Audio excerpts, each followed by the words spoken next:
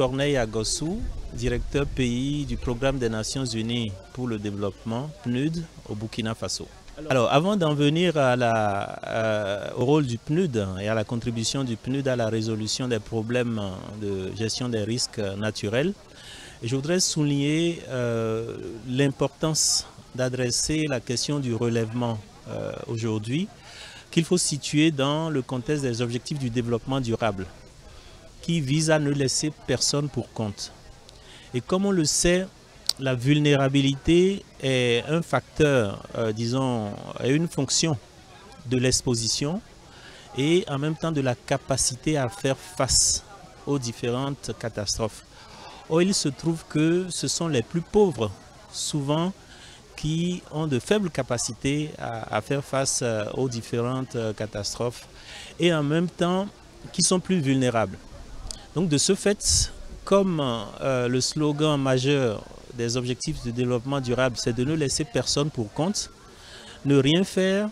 c'est justement installer les pauvres dans un cercle vicieux parce qu'une fois qu'ils sont victimes de catastrophes, ils risquent de s'enfoncer davantage dans la pauvreté et ne pas pouvoir s'en sortir. Et c'est fort de cela que l'ensemble du système des Nations Unies au Burkina Faso et le programme des Nations Unies en particulier, depuis des années, appuie le gouvernement à se doter d'outils qui permettent de préparer le relèvement, étant entendu que dans la division du travail au niveau du IASC, c'est le PNUD qui est en charge du relèvement précoce. Donc c'est quelque chose qui se fait d'ordinaire, mais aujourd'hui plus que jamais, la question devient d'actualité parce qu'il s'agit de voir comment faire en sorte que d'un point de vue institutionnel, d'un point de vue légal, d'un point de vue organisationnel et d'un point de vue financier, le dispositif de gestion des risques et catastrophes permette d'adresser cette question de façon efficace en donnant à chaque institution le pouvoir et les moyens de faire ce qu'il faut pour adresser cette question qui est critique au Burkina Faso. Je voudrais dire que le Burkina Faso, c'est 40% de la population qui vit au-dessous du seuil de la pauvreté.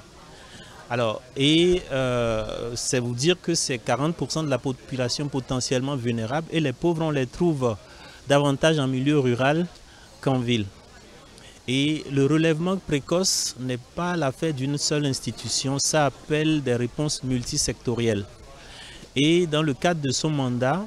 le PNUD dote le gouvernement d'outils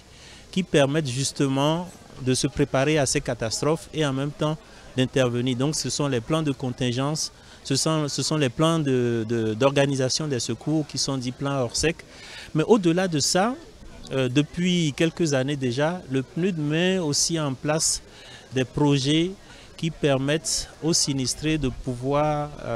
pratiquer des activités économiques qui leur permettent de retrouver une certaine activité qui leur permet de générer des revenus et de pouvoir faire face à leurs